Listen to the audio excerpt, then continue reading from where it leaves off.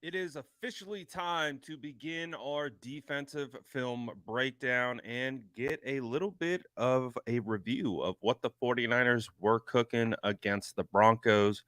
And I'm not going to lie, we got to see a couple starters. We got to see guys like Fred Warner, Talanoa Hufanga, Jayvon Hargrave out here. And there was some really promising indications from this tape, in the limited sample size that we did get from the starters that would clearly indicate that this team is going to be nasty on the defensive side of the football. And I have plenty of examples to show you why. We'll, of course, identify young players who stood out. We're going to talk about scheme stuff. We're going to talk about individual performances, veterans, all of it. All that good stuff coming in hot right now. But you already know what to do. Drop an SDS in the chat, smash that like button, and let's break down the tape.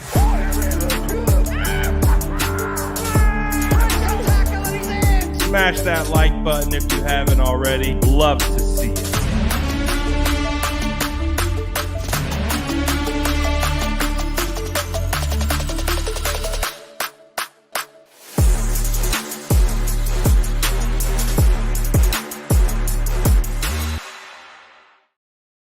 Look at the gang in the building. We got the squad ready to go. Look at the SDS in the building. Look at the sourdough gang, gluten gang.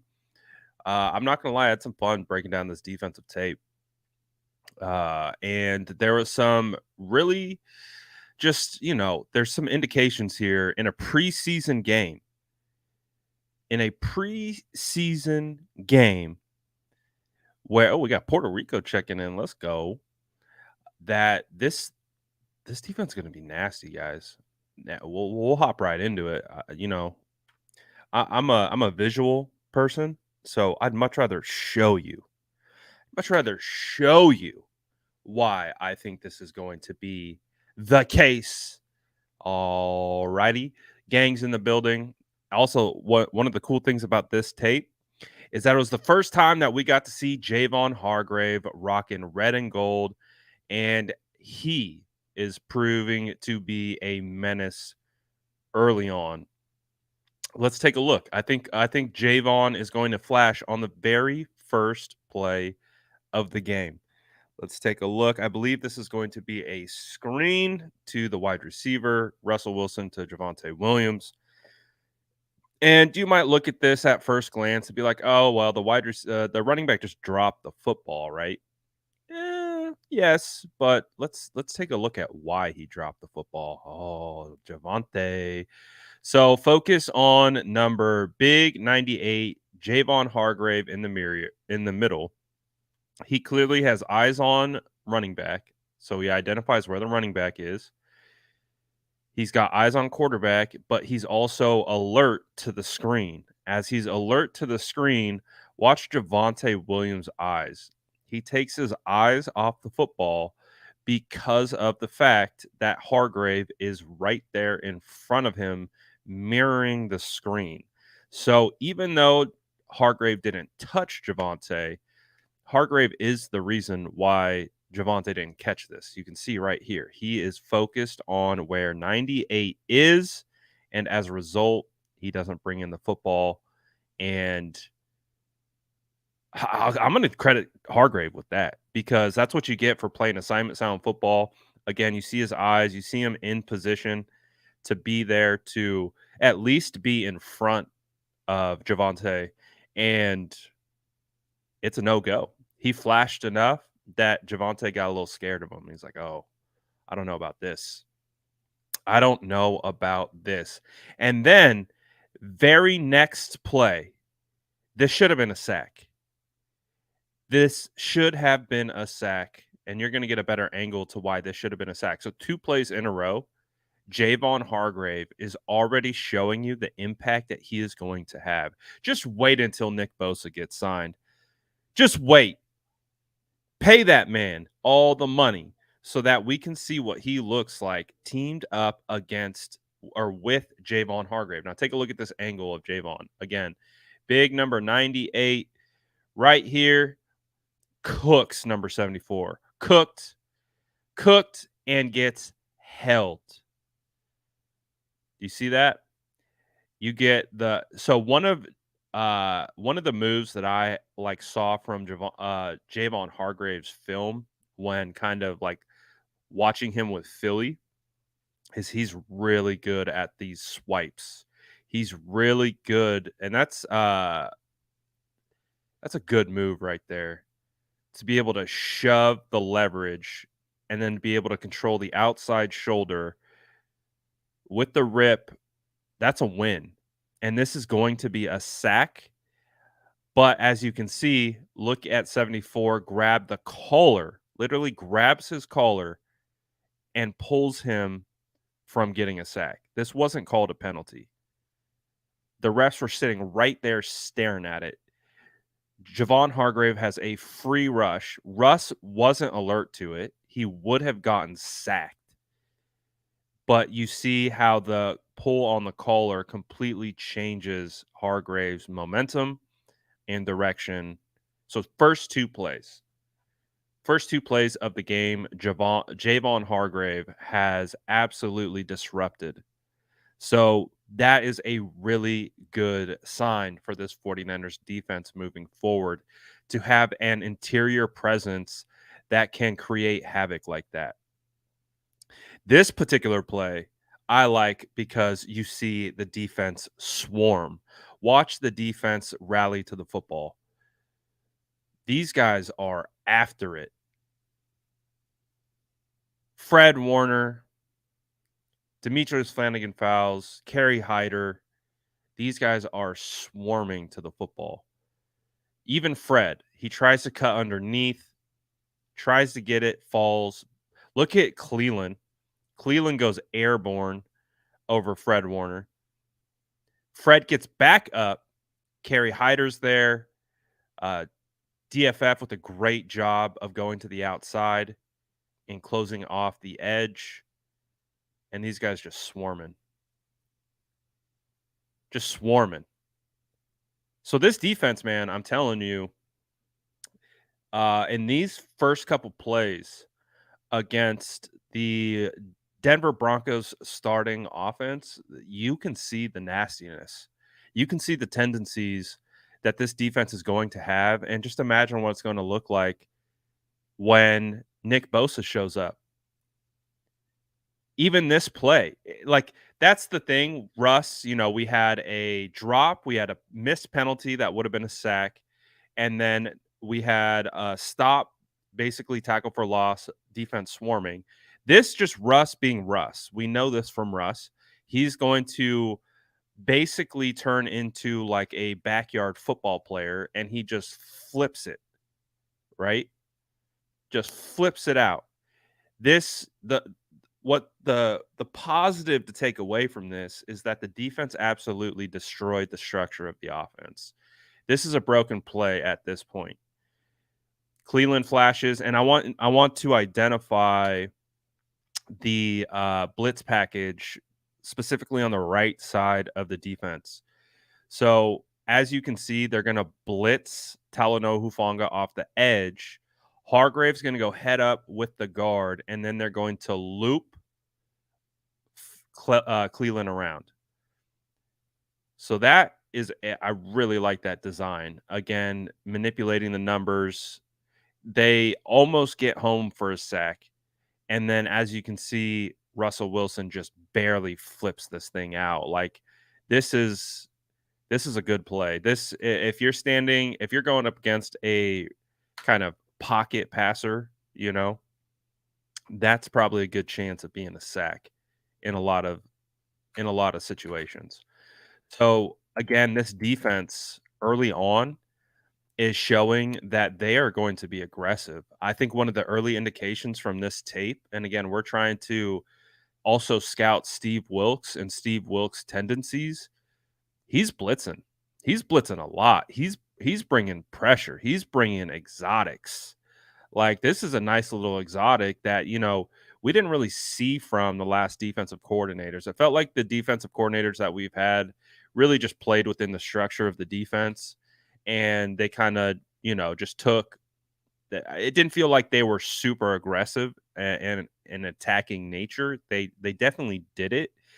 But I think one of the biggest tendencies that I've found so far is that Steve Wilks is going to bring the blitz. He is going to bring numbers. He's going to manipulate defensive lines. Like, again, you see the loop, you see the stunt. Talanoa Hufanga, guess what? Gets held. Talanoa Hufanga gets held. That's 2 sacks negated by missed holding calls. Like, he even holds his face mask. Do you see that? Number 72, Garrett Bowles, their premier left tackle, getting held in the face and yet again negates a second sack. So there's 2 sacks that should have happened on this drive. One by Jayvon Hargrave, one by Talanoa Hufanga. Both didn't occur because of holding, egregious holding, like obvious holding. And guess what? Refs standing there with their thumbs in their pockets, eating sunflower seeds. I don't know what they're doing. They're not doing their job, though. That's one thing that we could say. If we're grading the refs, F grade already to start the game. And then, so this is another example of the tendencies that we're seeing from Steve Wilks. Look at that line of scrimmage. Look at this. 1, 2, 3, 4, 5, 6, 7. 7 guys on the line of scrimmage. You've got DFF and Fred Warner mugging the A-gaps. You've got Talanoa Hufanga on the outside. You've got Cleveland in the wide 9. Look at those numbers. And then watch what the relation would be when they hike it. So Fred drops. He drops into the middle. It leaves Dulcich wide open in the middle, but Russ is able to see the running lane, and he runs up into the middle as a result, and he does Russ things as to be expected. But I think where you can see DFF tries to come across the center's face, but he gets washed after getting tripped up on the guard's feet. And so that kind of actually works to the Broncos' offense benefit, and it kind of just washes these 2 guys out. It opens up a big hole in the middle, and we know what Russ is going to do. Russ is going to tuck it, and he's going to go. So again, not the most ideal outcome, but what we're taking away from is the aggressive nature of Steve Wilks and how he's attacking this offense.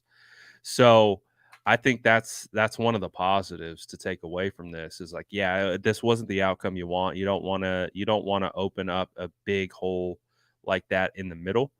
But what you can see is Steve Wilks' scheme at play, and he's getting after him. And I think that's a big positive in regards to kind of what this 49ers defense is going to be able to give, and be complementary to the 49ers offense as a whole. This play, I really liked what Kevin Givens did. I think Kevin Givens, Barrett, these 2 guys, Kevin Givens does a really good job of getting off this and coming down the line of scrimmage. Barrett does a pretty decent job of fighting off the tight end, and they sandwich the running back in the hole. It's a pretty solid play. So again, Givens is going to be your depth defensive tackle. Your primary defensive tackles are going to be Hargrave and Eric Armstead. T.Y. McGill is a guy that I think is very capable in spots. So I'm really excited about this defense because they're not even playing with all their starters right now. They're playing with a few starters. But once they get all the starters in here, it's going to be a lot of fun. Now, typically on defensive film breakdowns, there's not too many opportunities where I'm going to stop and focus on the offense for doing something good. But I do want to highlight this play design. And to be honest, I want Kyle Shanahan to steal this play design. This feels like something that would go so well in the 49ers offense, even with Brock Purdy. Obviously, it would be best with a extremely mobile quarterback, kind of like Russell Wilson. But I want you to pay attention to this design because as we know, the 49ers use a ton of pre-snap motion. They're moving bodies all across the formation always. But look at the timing of this, and I'll show you right here. Look at the timing of this. I'm going to pause it right here. So, as we know, this is zone read, right? Zone read. You've got Russell Wilson reading the unblocked defender. In this case, it's going to be Barrett. So, Barrett's got eyes here, and he's deciding if I need to crash on the running back or maintain outside edge and keep my eyes on Russell Wilson. The reason why I want Kyle Shanahan to steal this play, watch this. At about right, let me get it timed up right there. Barrett can't see. Barrett can't see anything because with the timing of the tight end coming across the formation, it blocks the mesh point. So Barrett can't see who has the football. So this is I really like this because I think you could use this with Brock Purdy. Even if it's a play action, even if you want a designed run, even if you want something like that, like I got to give a lot of credit here to this play design because the mesh point times up with the basically Troutman pulling out in front and being a lead blocker. So again, if I just love that. I love the timing of it. It's genius because that's what the defensive end is trying to do. He's trying to see where the ball is. And if you flash a tight end across his face, he can't see. I really like that. I really like that play design. That play design, Kyle Shanahan, please steal this. I feel like this would work phenomenally. And even if this was like a play action and it's not even necessarily a design quarterback keeper, if you could somehow leverage this in play action potentially or something like that, I don't know. I like it. I want Kyle to steal this. Kyle, steal this. I know Kyle watches our film breakdowns. Kyle, steal that. Steal that. That's nice. You can see it right there. You can see it right there. The timing of it is beautiful. Like it just because also Barrett has to be alert to getting blocked here. So it just gets him, and then you get Sutton with a nice block on the. I like this play. I like this play. This is a phenomenal play. If I'm Kyle Shanahan, I'm stealing this play. That's my play now. That's in my playbook now. What are we calling it? We're calling it let Russ cook. That's what we're calling it. But so again, typically don't like to highlight what the other team's doing well, but I thought that was nice. So I did want to talk about that. I did see a super chat. Let me get to the super chat. Brandon, appreciate the super chat, my guy, dropping a 20-piece on us. Thank you so much. He says, shout out Niner Nation. Shout out Brad. Love what you're doing. Keep it up. Hopefully we can see you do another interview with the Niner players soon. But can you give us top 3 breakout players on D this year? Appreciate you, Brandon. Appreciate the support. Appreciate the super chat, dropping the 20-piece on us. Really do appreciate that. Yeah, I mean, typically when the season begins is when we're ready to focus on the year. I don't typically reach out for player interviews, but you never know. Things could always change. So we'll see. Never say never. But in regards to top 3 breakout players, I mean, it feels like when we say breakout players, guys that maybe we don't really anticipating, I would say Cleveland has an opportunity to be one of those guys that could really show out. I think I think whoever's going to take the nickel spot has an opportunity to show out. So whether that's going to be Samuel Womack, Isaiah Oliver had a rough game, and we'll get to that in a little bit. I think there is some real room for concern for Isaiah Oliver. So I would say whoever's going to take down that nickel spot is going to be someone that has an opportunity to break out this year. And again, we haven't seen him for a while. Drake Jackson as well. I think we should see Drake Jackson have a pretty solid game. If you guys didn't hear yesterday, I guess he had a pretty impressive interception on Brock Purdy, picking off a screen and taking it to the house. So I think Drake Jackson is going to be a guy that we could definitely pinpoint as someone who's going to have a breakout year. I would love to also say that Jayvon Hargrave is going to have a breakout year, but I think that's kind of expected at this point. But again, this tape for me has me so excited. So excited, especially for Jayvon Hargrave. Jayvon was all over this tape, and this play right here is something that I have not seen from a 49ers defensive lineman in a while, like interior defensive lineman. Jayvon Hargrave absolutely tracked down Russell Wilson trying to escape. How often have we seen that? We know Russ well, right? We know Russ well. What does Russ do? He finds his way. He slithers his way through the pocket, finds that little opening and goes, right? We're so used to it, and we've been burnt by it so many times. This play alone by Jayvon Hargrave is just like another reminder of why he's going to be worth every single penny that we have spent on him. I'm going to get the super chat out of the way so you can see better. Here's Jayvon Hargrave. So all eyes here. All eyes on Jayvon Hargrave, right? In his first appearance with the San Francisco 49ers, going up against the Denver Broncos starting offense and Russell Wilson. Now watch him.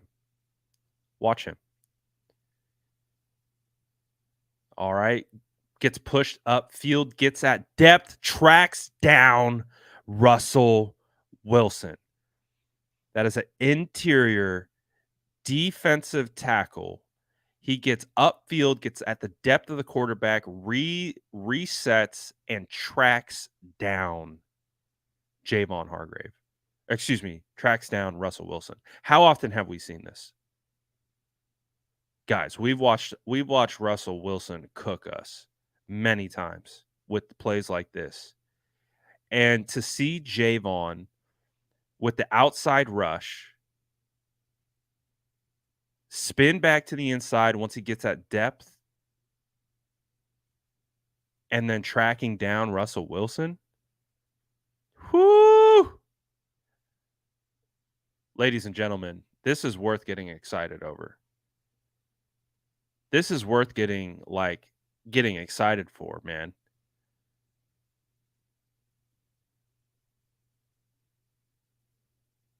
This is nice. And I don't buy the this ain't the same Russ excuse. I don't, because Russ already showed he could use his legs like 3 different times in this game. So again, the ability to get at depth, turn back, and then use his athletic ability as a defensive tackle to track this down and make that tackle. I mean, look at Fred. Fred was going to go with the kill shot. A part of me wanted Hargrave to not make this tackle so we could see we could see Fred Warner go head up with Russell Wilson and see what those fireworks look like. But at the end of the day, man, this is impressive for an interior defensive tackle to track down Russell Wilson from behind. That's not something that we're used to as 49ers fans. That's the play that we've gotten cooked over and over again on. And let's just keep it a buck. That's a nice play. This play to me speaks volumes. I did a specific film breakdown on this particular play, and I'm going to show you a better angle of this. But I think this play right here is it exemplifies the nastiness that we've seen on this tape so far. I've seen people trying to like question this defense already and things like that from again stupid practice stats. Shocking that they're going to be wrong yet again. But if you continue to watch this defense and actually watch football and understand football, you'll be able to see the tendencies that they're showing on tape that are going to translate into big time plays when the regular season turns on. Because look, all right. You're going to get a fullback dive here. It's meant to be a short gainer. DFF does a good job of wrapping up and at least getting his body on him. Then you're going to get Ambry over here. What you need to pay attention to right here is Talanoa Hufanga and Fred Warner. Talanoa Hufanga hooks his arm around the right arm of the running back. Do you see that? Do you see him rip the right arm? So, running backs, they want to have both hands on the football. They want to protect the football.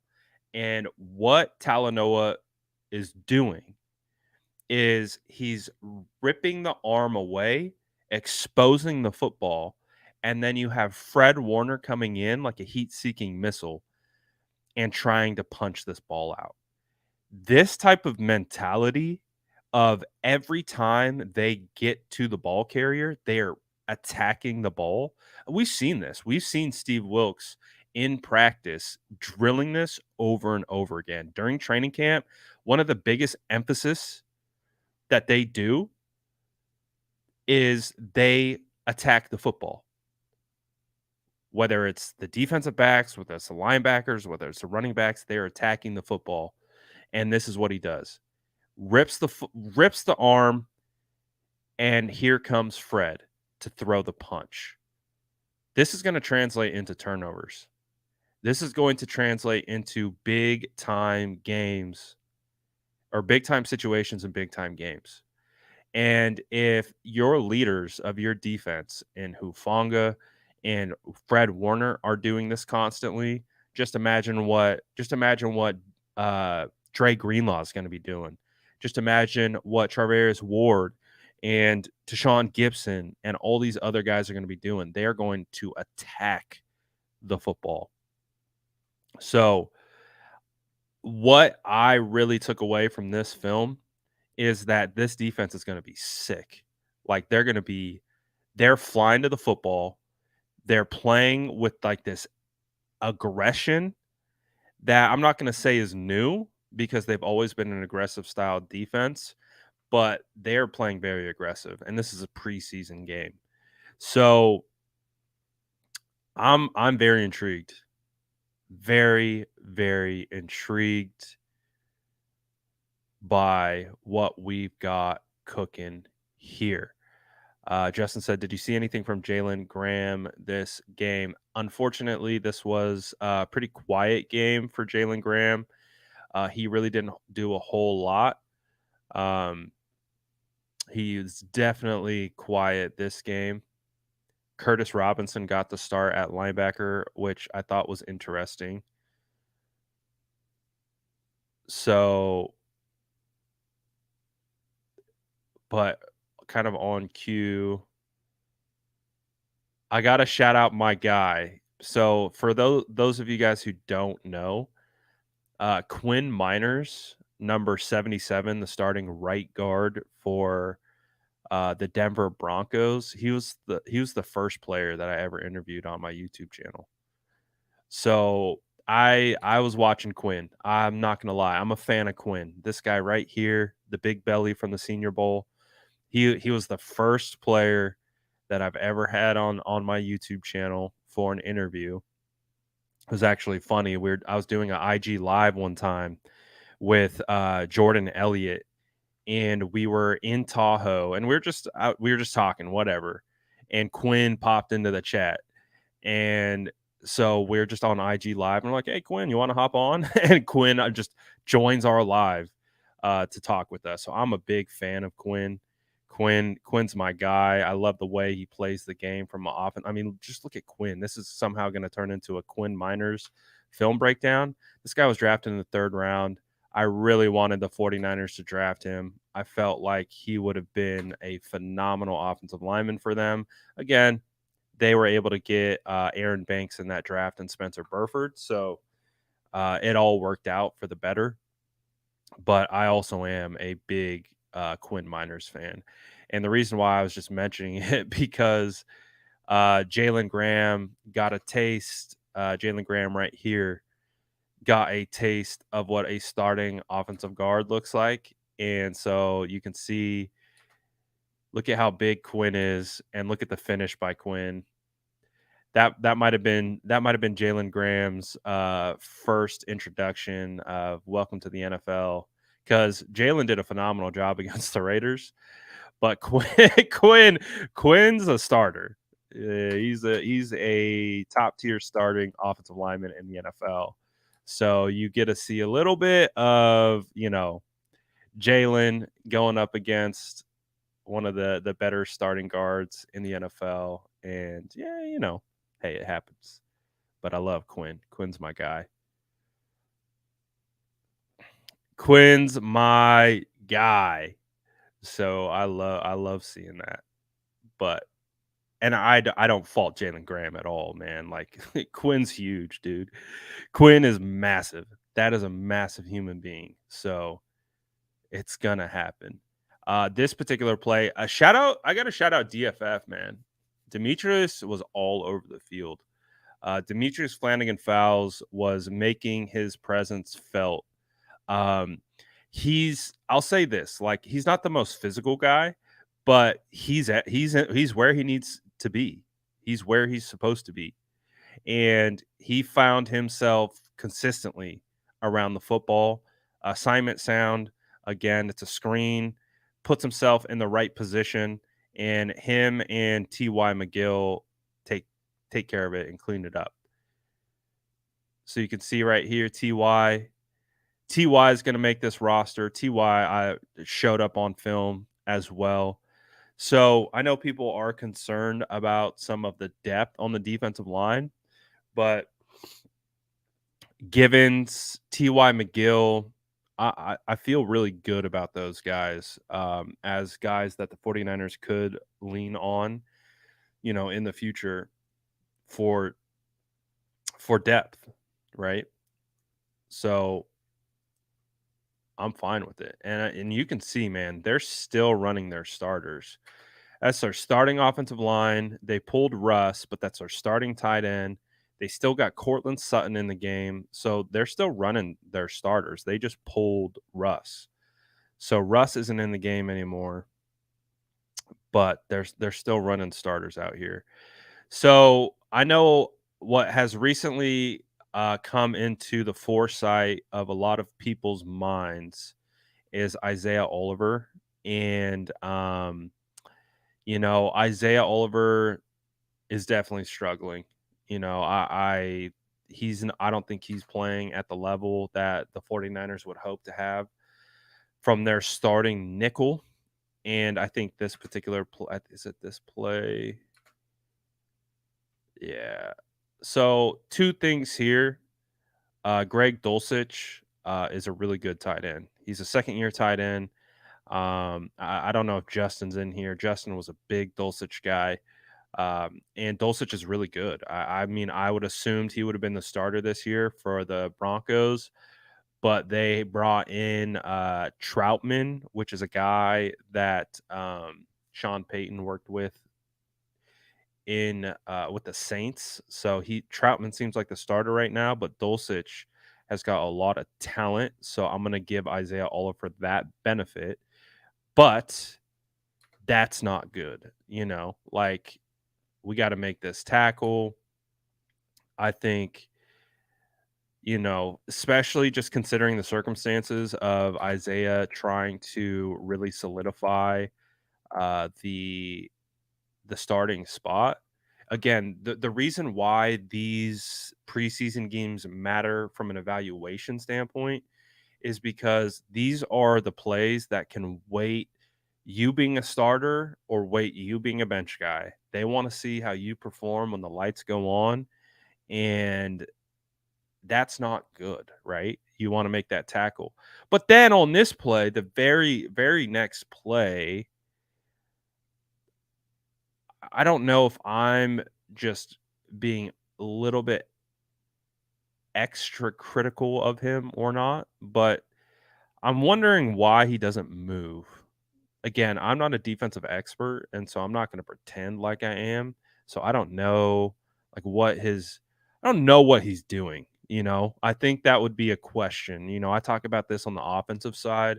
Would love to be a fly on the wall, would love to know how Steve Wilkes addresses this and like what is he keying on? Like what is he looking at? Why is he just flat-footed waiting for the blocker to come block him? Like you know what I mean? Like these guys, they don't start, you know, so they're a little flat-footed too. They're kind of like they're up on their toes a little bit. So they're not really moving. Sounds like it feels like they're just reading and reacting. So I don't know if I'm overreacting to it. But you know, I don't know. I just don't love the fact that he's just kind of sitting there waiting. But again, there could be something here that, you know, I'm not aware of in regards to responsibilities, like what the technique that's being taught or what they're supposed to do. So I'm not gonna pretend like I know. Um, but it just is something it stood out to me on tape. I was just like, why is he just standing there? Like I feel like you would want to be a little bit more reactive to a wide receiver coming to block you right away. So again, I don't know, but it stood out to me on tape, nonetheless. We got a is this Jalen Graham? Got a little Jalen Graham, Curtis Robinson action. Not bad. Not bad. I think this is going to be the T.Y. McGill sack. Could we get a sack on this play? Yeah.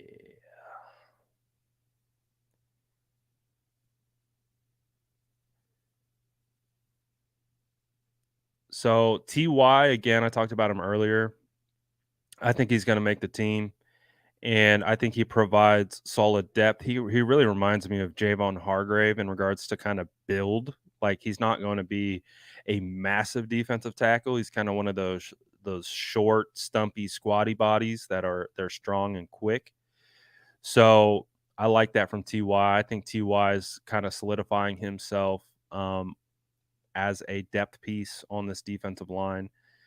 I think he deserves a spot. I think he did. I think he even played well last year too.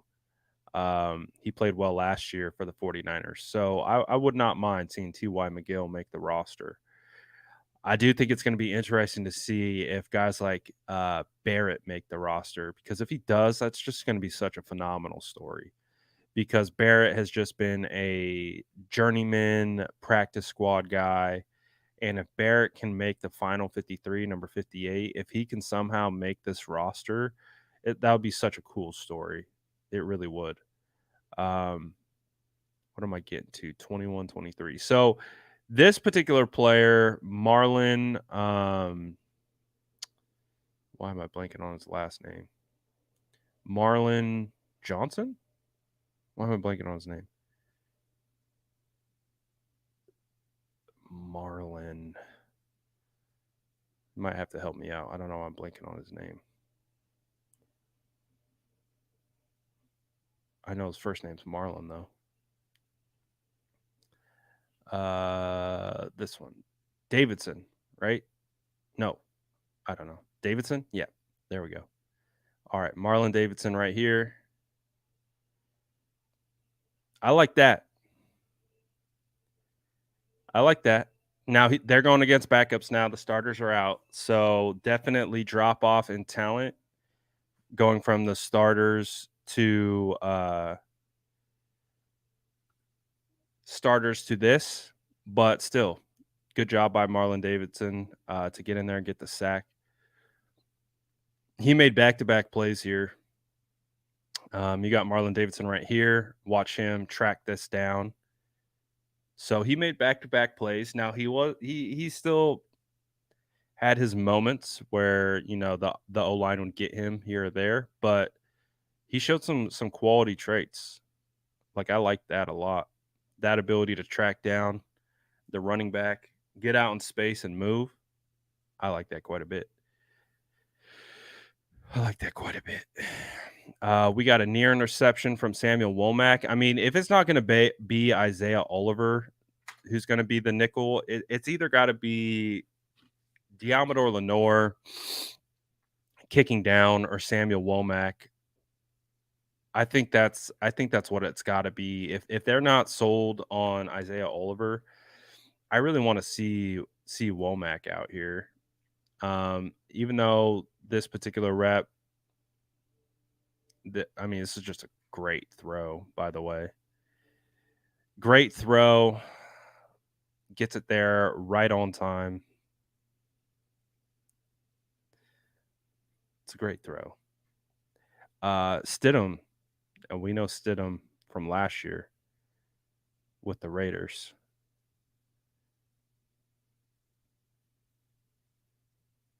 But this, I think it's this rep right here.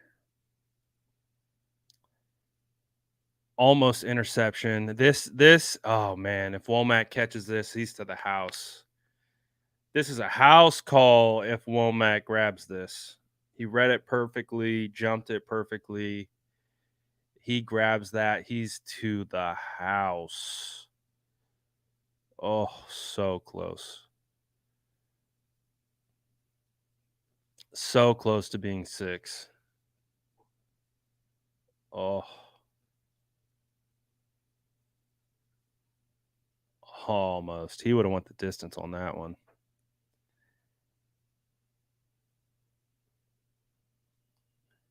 This play ended up being a bigger play than kind of anticipated. Obviously, I mean, this is a phenomenal throw. It really is. Just a really good throw by Jarrett Stidham. He did a really good job here. But you got to give some credit to Jair Brown for not giving up on this play, because this play saved a touchdown, and this ultimately impacted the game, and the 49ers won the game. If they score here, I think the outcome of the game looks a lot different. Again, it's preseason, but these types of plays matter for the young guys, and he gets them down right before the end zone, and they run out of time. They don't get a playoff. They don't get a field goal. They don't get a touchdown. Halftime, it's over. So, again, this is, I mean, look at this throw, dude. This is a great throw. Great throw. Jarrett Stidham's nice. I like Stidham. Stidgoat. But also Jair Brown. Great effort to not give up on it. And as a result, you save points. You keep points off the board. Not a great job there by let's try to figure out what's going on with the coverage. Ooh, Ambry, not great for Ambry. Look at Ambry. Ambry bites on the deep out. See that? So wide receiver turns head, selling deep out. Ambry bites, and then wide receiver cuts back out. So that's not great for Ambry. But Jair Brown keeps points off the board. So that's not bad. We got another Samuel Womack PBU. Ball was a little behind, so it set up well for Womack, but still a great job. I think it would have been a PBU regardless, because you can see by his positioning, like, even if the ball was a little bit out and more in front, I still think Womack is breaking that ball up. So still a nice play by Womack. Like I said, it's behind. You can see it's behind, But even if this ball is out here, I still think Womack is in position to undercut this and deflect it. So still nice. Still nice. I'll take it. Like I said, if it's not Isaiah Oliver, I assume it's got to be Womack. That's just what it's got to be. We're gonna talk about Quantrez in a little bit. Quantrez deserves to be bumped up in the depth chart. I don't know why he's so buried on the depth chart right now. I don't know if it's an attempt to kind of sneak him back to the practice squad or not, because they're kind of already anticipating like what the depth is going to have to look like. But Quantrez came in and just started making plays. And we're going to get to that in a little bit. But first, let's focus on Jameson right here. Great tackle. Great tackle by Jameson. Deshaun Jameson, who's been challenging for a roster spot, rookie undrafted free agent out of Texas. Great tackle. It's what you want to see out of your cornerbacks. 49ers require physical cornerbacks. We need cornerbacks that can tackle. We need quarterbacks that get after it. We need quarterbacks that are hungry and are going to get their nose dirty. And this is what you want to see out of a guy like Jameson. That's nice. Get low, flip them. I'll take that all day. I really like that from Jameson. That was nice. Bubbly says 160 plus watching, only 43 likes. Smash that like button. You already know what to do. Smash that like button. Get it in. We're almost through. We're almost done with the tape. Only a couple more plays left, but we get to see Quantrez kind of ball out here. Quantrez, dude, he came in and just started making plays. That's why I'm looking forward to showing it to you. We got a dropped pick here by Marcelino, who created the contact. Oh, look, it's T.Y. McGill again. See that? Look at that spin. Great spin. Whoop. Ooh, great spin by T.Y. McGill. And Marcelino almost gets his hand on it. Super, super close. Super close.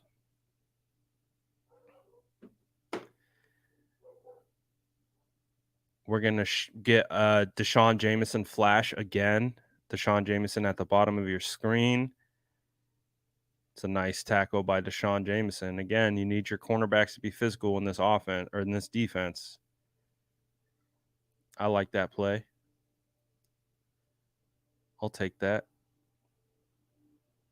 All right. Now is the Quantrez Knight show, where Quantrez finally got on the field late in the third, and then he just started making plays. I'm almost of the mindset like, man, can Quantrez play? Can he play linebacker? Like, I don't know. Like, I don't know how much they love him in coverage, but this guy's a dog, man. Like, watch how far away he comes to lay the lumber.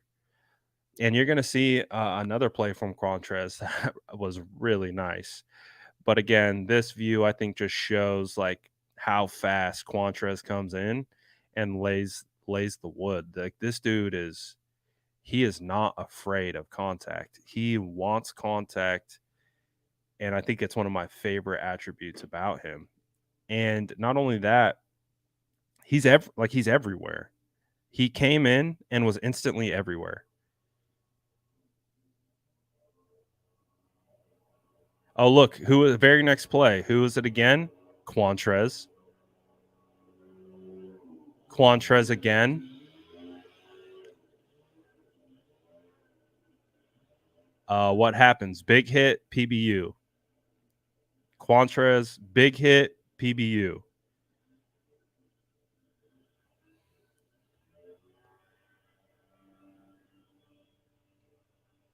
He's a dog, man. Look at him stand up over him. Look at him. Right on the 49er sideline, too. Now, I think this is my favorite rep. from Quantrez coming up. This was my favorite one. Let me try to get to it. I think this is it. I'm going to try to get the best angle. All right. Quantrez right here, bottom right of your screen. Watch this. Watch how fast this guy moves. Watch this. Watch.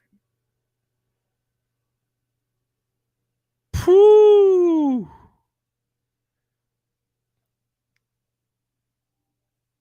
Dude, heat-seeking missile right into the running back.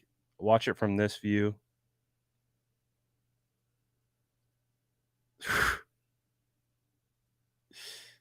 Yeah, I like it. I like when he plays. I like when he plays in the box. I like when he's down here. Just no fear either. No fear. No fear. Again, I told you. Quantrez came in, and it was just Quantrez flying around, making plays. Just flying around, making plays. Who is that again? Oh, it didn't count, but I'm sure you could use your imagination based on what we've seen. If this guy caught the football upright, Quantrez was taking his head off. You can hear the lawnmower. Yeah, the gardeners just showed up. A little late, to be honest.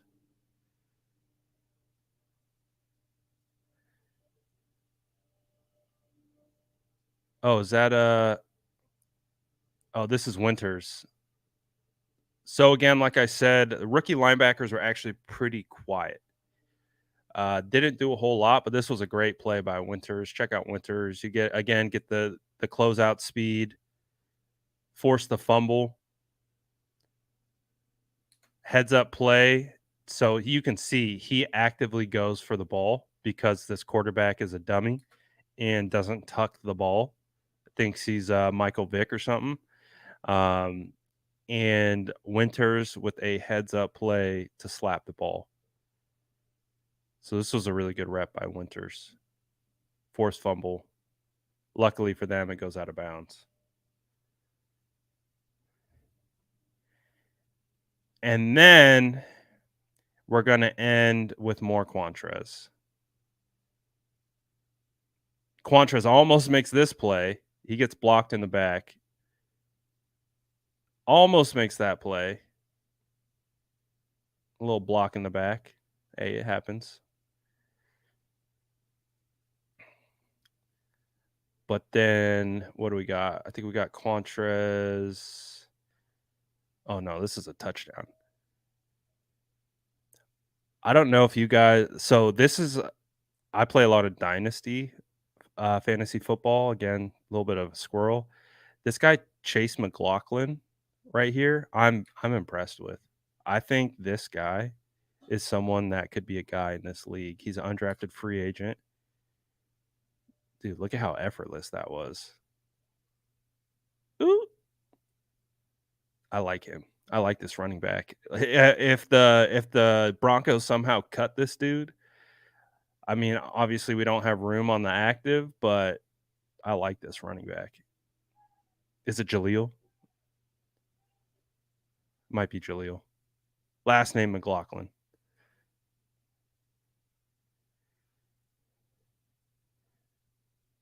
I might have got his first name wrong. Yeah, I think he's the small school kid. I really liked his tape coming out, and he might make this active roster. He's solid. Oh, guess who though? Guess who? Quantrez. Dude, I'm telling you. I don't know why Quantrez is this deep on the depth chart. He feels like a guy that needs to be considered. Like, I don't know if he'll make it to the top 4 safety consideration, but he should be like 5. Like, he should be the number 5 safety on this roster. I just like the way he plays. He plays angry. He plays with energy. He's 100 miles to the football every single time. And again, he didn't get a lot of opportunities, but once he finally got in, he just started making plays. There he is again. Quantrez Knight. Again, I like him when he's in the box too. I like him this like box look.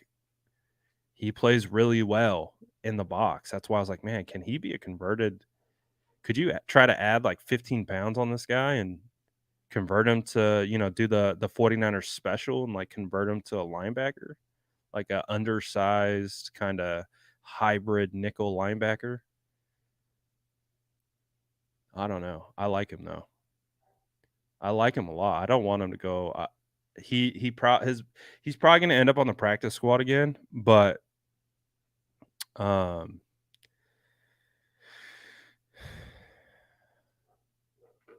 I like him.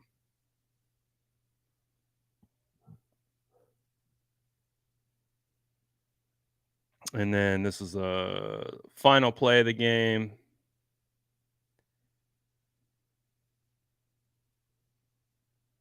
Almost interception, but that's it. Smash the like button if you haven't already. So, again, big takeaways, right? We saw a couple of the starters on the defense, and I'm really intrigued by this starting defense. Again, I think once we get all those guys out there and we get to see them all playing at once, I think this defense is going to be fantastic. I really do.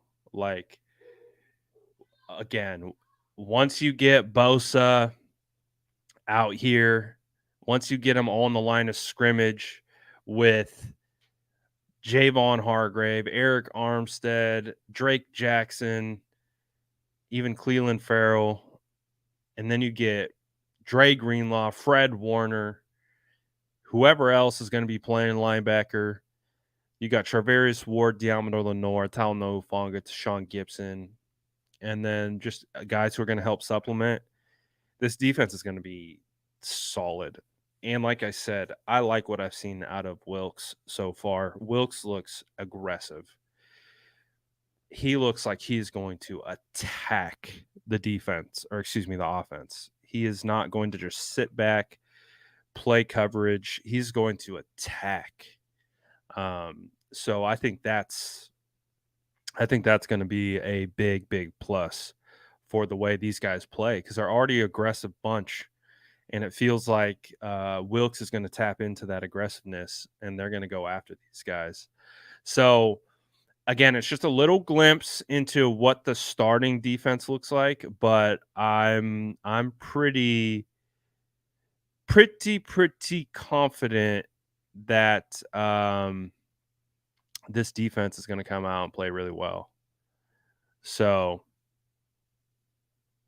I think that tape speaks to that as well. So I'm looking forward to it. And when you get the 49ers offense, you get the 49ers defense humming together, playing complementary football. This team has an opportunity to be really good this year. I know we've known this. I know we've talked about this. I know it's been something that's been heavily discussed, but just being able to see it and see your new addition in Jayvon Hargrave and being able to see, dude, I think Talanoa Hufanga is going to be better than he was last year.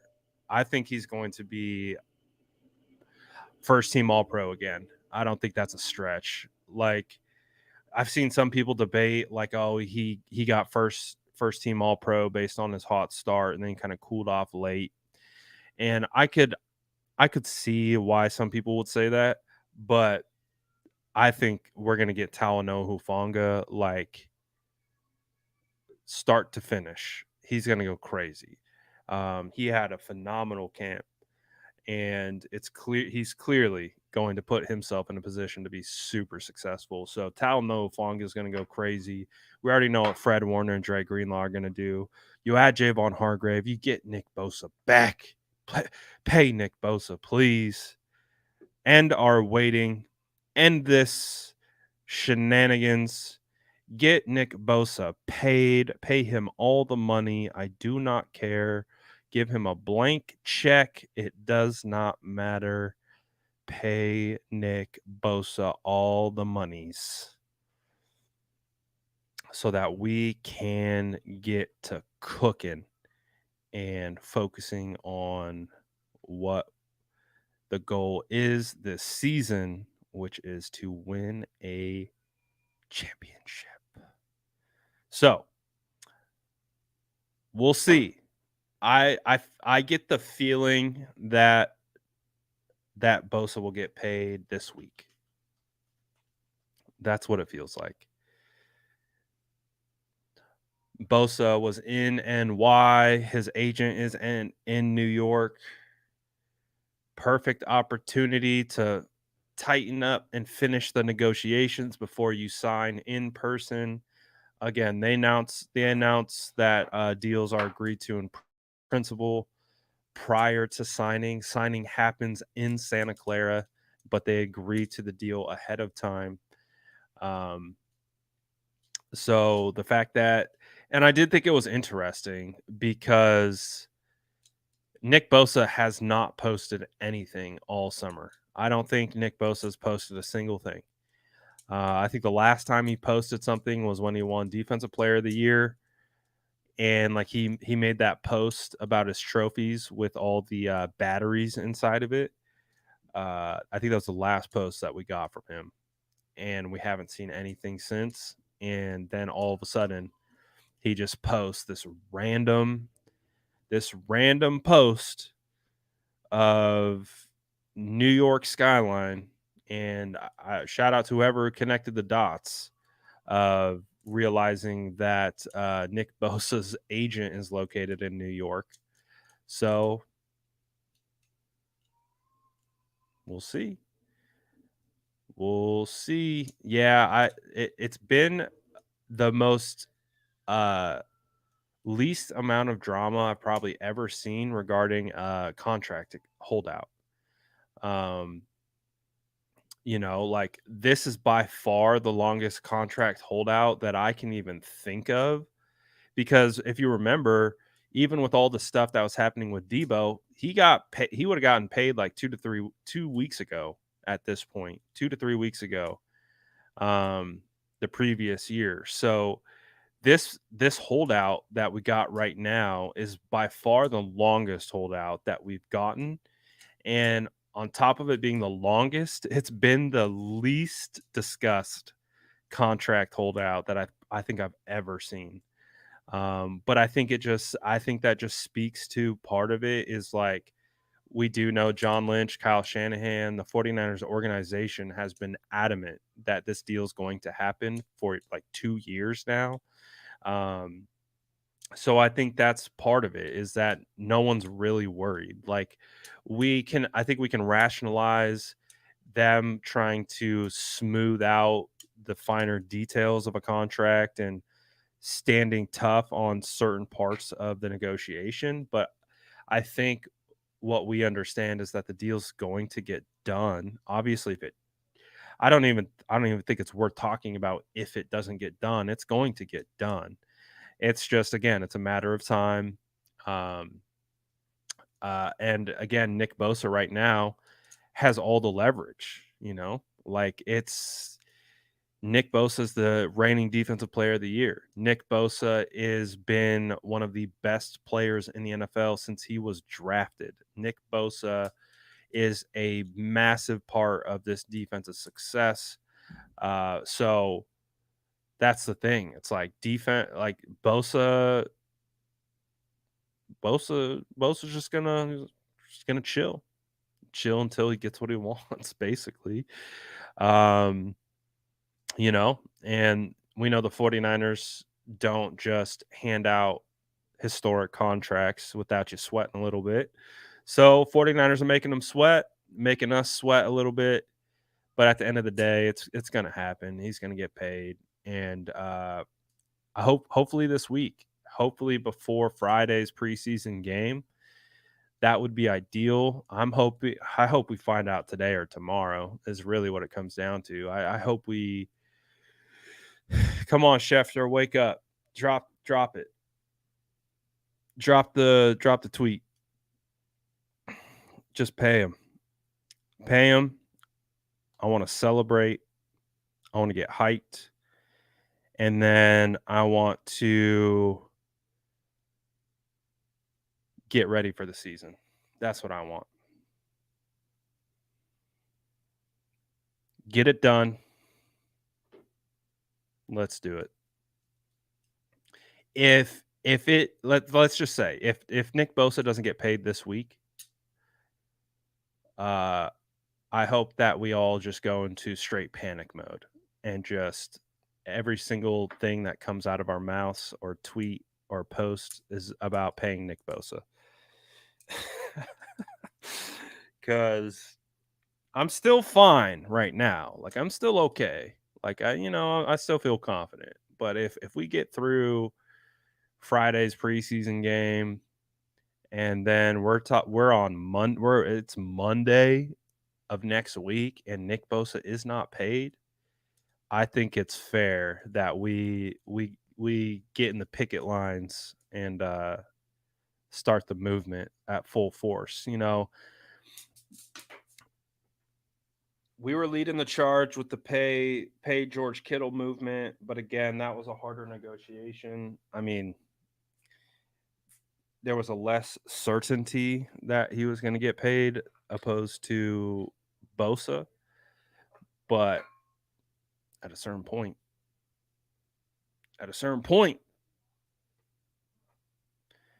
fans, I got to say this about 49er fans, like I love that 49er fans want to get their players played. I've definitely noticed, like from other fan bases, that they don't necessarily, they'll kind of crucify players for getting paid.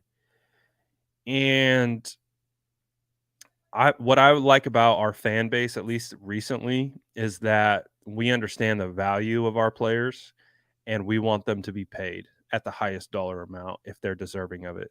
You know what I mean? Like, I think that's one of the cool things about our fan base, or at least the transition in our fan base, like the last couple years, is that if a guy's deserving, we want them to get paid.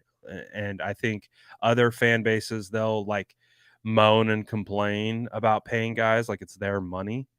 But like this, like no hometown discount. Give him every dollar. Give him every guarantee. He's earned every penny.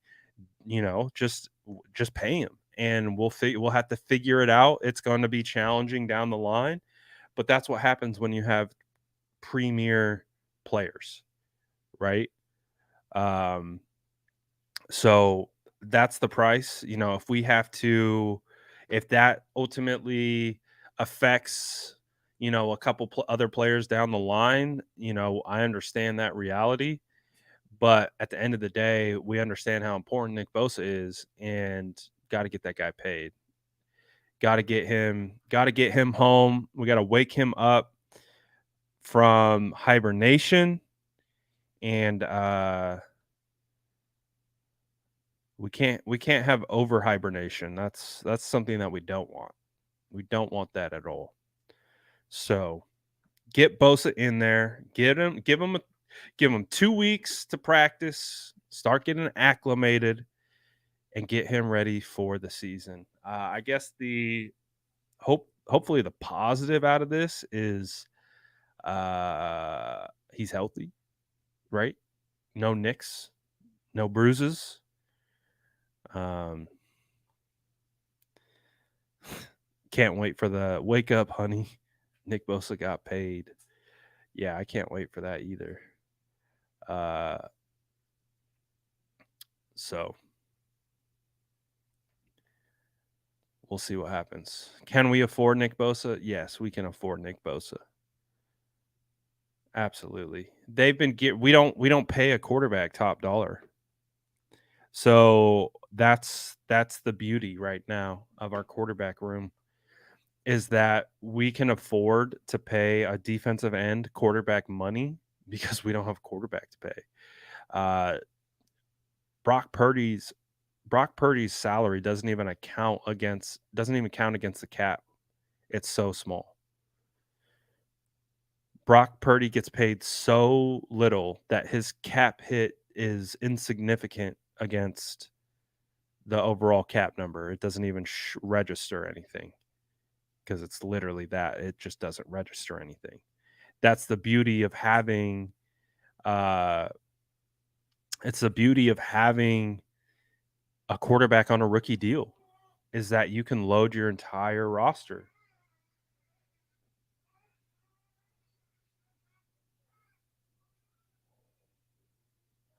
I have little kids trying to break into my room right now. It might be a good time to end the live. Hopefully Nick Bosa gets paid, and you already know, once Nick Bosa gets paid, we're going live, we're going crazy, and we're going to celebrate the deal and talk about it all. So make sure you come vibe with us when that happens. Come to the channel right away because we're going to be going live. Hopefully I'll be here so we just go live from here, but you never know. We saw Trent Williams get paid at like 1 o'clock, 2 o'clock in the morning. So you never know what's going to happen. But shout out to you guys, as always, for tapping in. Thank you for watching the film breakdown. Grab some cookies on the way out. We have a preseason game on Friday, so we have a shortened week this week. So preseason game on Friday.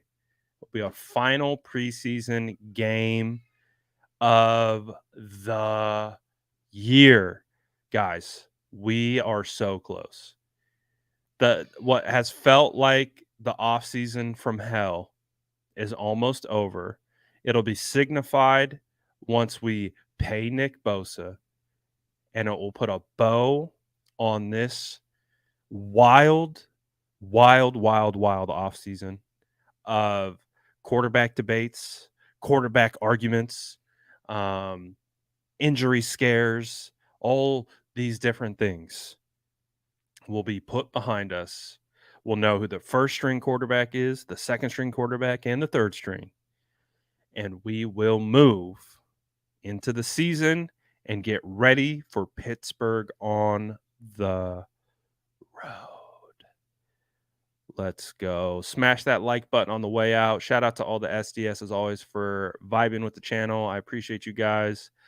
Shout out to my guy Brandon for the super chat. Appreciate you, my boy. Thank you so much for sending that over. As you guys know, that always helps so much with the channel.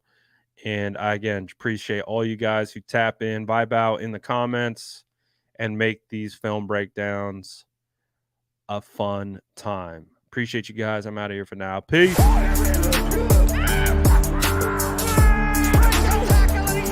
Smash that like button if you haven't already. Love to see it.